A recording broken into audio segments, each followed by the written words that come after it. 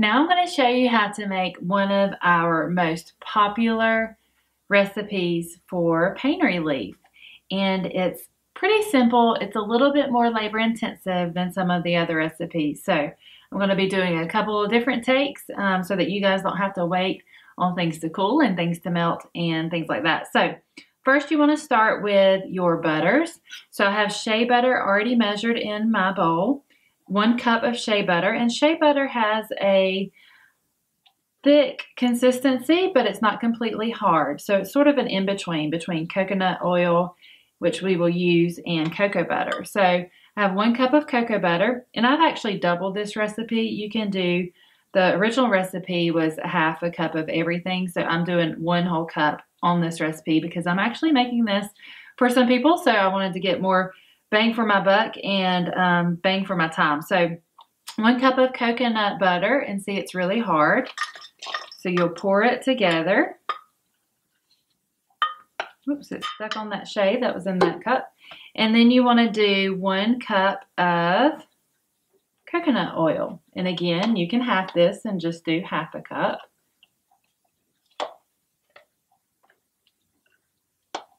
Coconut oil, you can get organic. I do not have organic here, but you can use organic. Also, shea and cocoa butter, you can get it refined or unrefined. I use refined because it has less of a smell, and I want the essential oils to smell. I want to smell that more than the butters. So I do use the refined, but of course you can use whichever you prefer. So I've got a cup of each, and then I'm going to take a cup of sweet almond oil. It's really, really nice. I love this oil, and I've got more in the cabinet if this will not do me. Let's see how much. This is about 1/3 cup, so I'll have to get a little bit more out of the cabinet and add it to this. And so what I'm going to do now is I'm going to put this in the microwave and heat it liquefied, and hopefully you can see it just running off the spoon. It is definitely all liquid. It's extremely hot. That's why I have pot holders down here. I'm going to give you a little tip. You can add some vitamin E to the mixture, and it acts as a preservative. So that's a great little idea. And you can get vitamin E in capsules.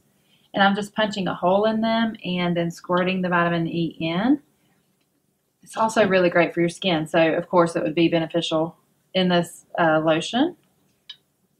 You can also get vitamin E that is, you can drop it in with a dropper, which would be a lot easier. So then just stir that up. And now what I'm going to do with this mixture is I will put it in the refrigerator and let it harden and cool. Not too hard. It doesn't need to be too hard so that it will not blend and whip with the mixer. So when I come back, I will show you how to mix. So I've already started the whipping and the blending, and it makes it into a really nice smooth lotion, which is really fabulous. So I'm going to make sure you put your apron on. This could get super duper messy, and make sure that you're not using a blender that is special to you. Because it could very well blow up the blender, especially if you've let it harden too long. So I'm just going to blend it. It's going everywhere. It's going to be all over my carpet.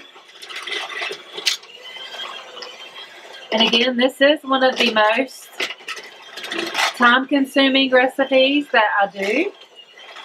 But this lotion is so effective at pain relief, and my pup wants some. It's not food, buddy. And it whips up almost like whipped cream. It looks good enough to eat, but definitely I would not eat it. Oh, everything's falling off my table. It's just such a great little lotion, and really you can use this base for anything. If you just wanted to use it as like a moisturizer, not so much the oils in it for the pain, but oils that are good for your skin. Frankincense is actually good for your skin. Lang Lang is good for your skin. Patchouli is really great for your skin. Moisturize your body with it. It'd be awesome.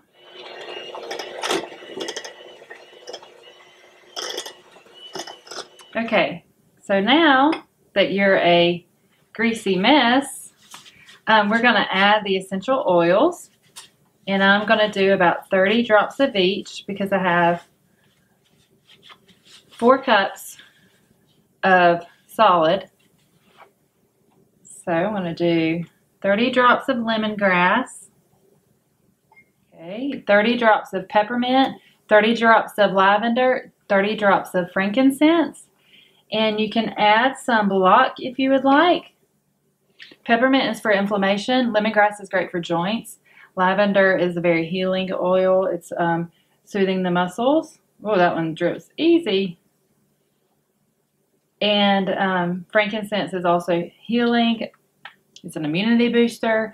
It's like liquid gold. I love this stuff. And Bloc is our pain blend. It's got helichrysum in it, which is fabulous for pain. So you can add 10 or 15 drops of it as well, which is what I will do. It's got wintergreen in it. So once you get the essential oils, I like to pre-mix the essential oils in a separate container and just slosh it around a little bit and then pour it in my pain butter mix, and then I will blend it again. So then you will want to take it and you will put it in containers. Best if you get containers that are not clear. And these are double-walled plastic, really fabulous. You want to make sure that you label your containers. It needs to have your name, your address, your contact information, as well as what is in the jar, the size. So this is a 4-ounce. What you do with it, you rub it into the area of pain, and then your ingredients listed from largest to smallest, and you have to list out each essential oil as well. So I will say I cheated just a bit and I didn't show you one thing. I'm like my grandmother when I cook. I did add just a tad of local beeswax to this, and beeswax, I read that it really helps with absorption. So I added just a little bit of that as well, and also just to make it a little bit harder and a little bit thicker. So there you go. That's how you do pain butter. Simple. There's quite a few steps and it's a little bit messy, but it's very easy to do considering the relief that you get from this recipe. So go try, enjoy, share with your friends.